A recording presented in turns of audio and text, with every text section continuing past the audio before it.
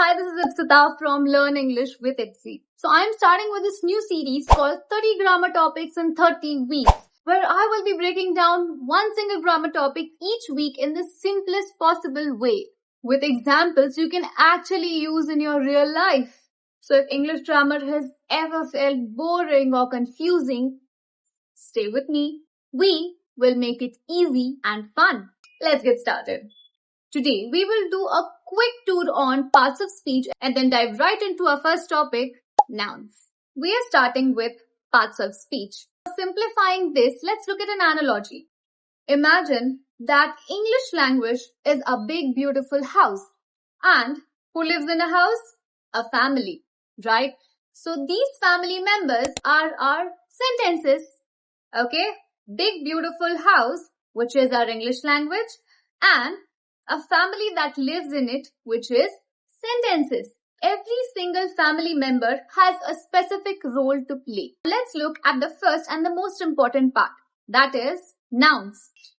Nouns are nothing but the name of people, place, animal or thing. In this reference, we can call them family members. Next, we have verbs. Verbs are the actions that these members do. Third, we have adjectives, which describe how these people look. Fourth, we have adverbs, which tells us how actions happen, like a description of those actions. You remember the actions that we talked about? Verbs, it describes them. Lastly, we have a special crew which helps these family members go around their day-to-day life activities. The name of these crew, can you guess it? Yup, they are pronouns, prepositions, conjunctions and articles. But today, we will be focusing on the most important one, which is the noun. Now let's try to understand what is a noun. Noun is nothing but the name of a place, person, animal or thing. In Hindi terms, हम बोल सकते हैं कि किसी भी चीज के नाम को हम noun कहते हैं. Anything that you can point out and name is noun. Let's look at some examples. Cat, plant, TV, laptop, sadness, happiness, rain, traffic, all of these are nouns. Now that we understand what are nouns, let's take a quick look at what are the types of nouns. I'll explain each type with a simple day-to-day life example so it is easier for you to remember. The first is common noun versus proper noun. Now, common nouns are the general names and proper nouns are the specific names assigned to a person, an animal or a thing. Let's look at some examples. There is a lot of traffic in this city. Now, if you look at this example, I have said city. There is no mention of what specific city. It's just city. So, city here is a common noun. But if I say there is a lot of traffic in Mumbai, then I am mentioning the name of the city, which is a proper noun. I hope that's clear. City is a common noun. Mumbai city is a proper noun. Next up, we have countable noun versus uncountable noun. Now, as the name suggests, countable nouns are the ones which you can literally count one by one. But uncountable nouns are the ones which you cannot literally sit down and count. For example, you can count the number of fingers that you have in one hand or both the hands. But you can't sit down and count every single strand of hair that you have. Next, we have concrete and abstract noun. Concrete nouns are the ones that you can touch or see. For example, here is a cat. I can touch it, I can see it. So this is a concrete noun. Whereas an abstract noun is an idea or a feeling that you cannot touch or see, but you can feel it. For example, being happy or sad. You can see it in the expressions. There will be signs, but you cannot touch sadness or happiness. So that is abstract noun. Let's take a look at some examples. My cat is very angry. Cat is a concrete noun where I can see and touch her But angry is an abstract noun because I cannot touch or feel angry. I just know. I can feel it that she is angry. Next, we have collective nouns.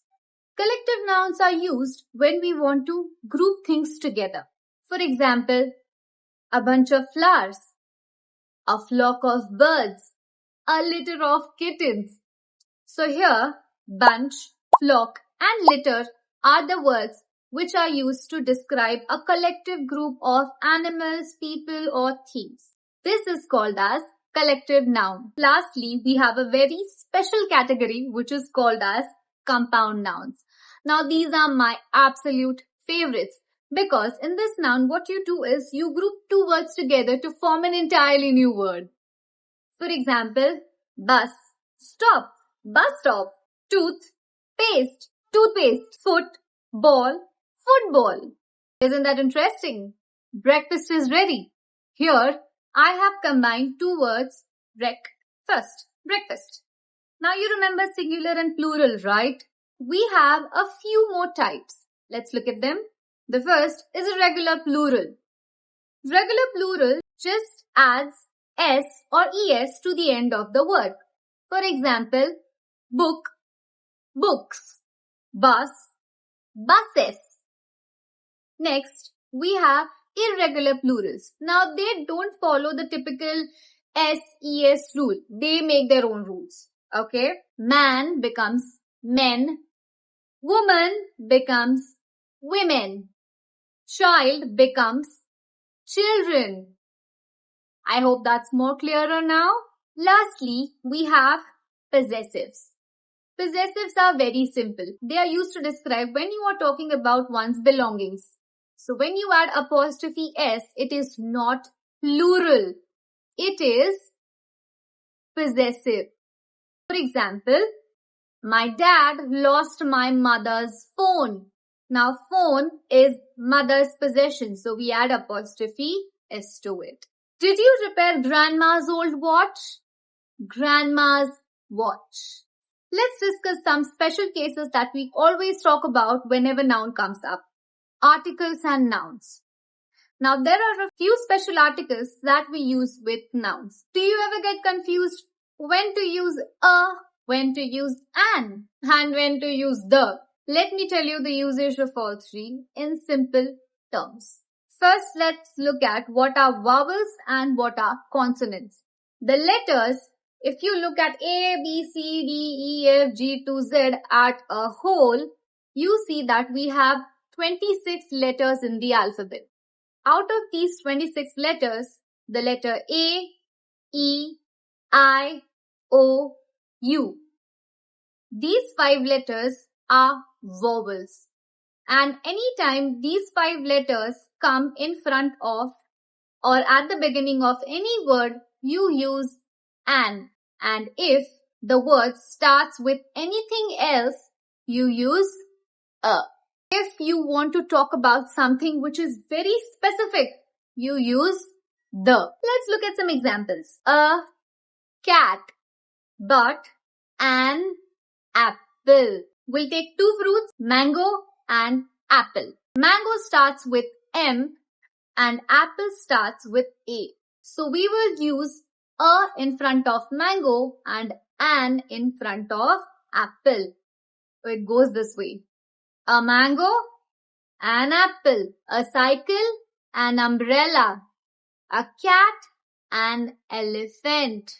Now let's look at an example for the. If I want any pen, I will just tell my friend, give me a pen, right?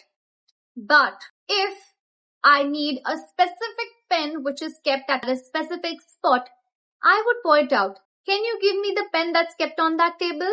Now what we will do is, we will look at some more examples and point out the nouns in them. I need chai and biscuits. The nouns are chai and biscuits. Mumbai traffic is just crazy today. The nouns are Mumbai, traffic, today. My sister's school bag is so heavy. The nouns are sister, school bag. We bought 2 kilos of rice.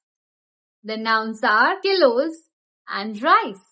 Happiness matters more than money. The nouns are happiness, money. Now that we are at the end of the video, I'll give you 4 quick sentences.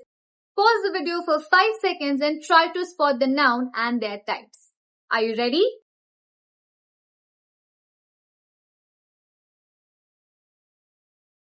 Now let's do a quick recap. Nouns are nothing but names. Types of nouns that we saw today. Common versus proper, countable versus uncountable, concrete versus abstract, collective and compound nouns. Remember, if you want to practice nouns, what you can do is you can try spotting nouns that are around you. Maybe in a WhatsApp message that your friend sends, while going to your school, inside your class, or when you're playing at home. Next week, we will turn nouns into pronouns. We will learn how to replace these names. Try to make your English smoother. I hope you guys enjoyed that, and if you have learned something, like, share and subscribe. And if you have any questions, do let me know in the comments below. See you next week. Happy learning!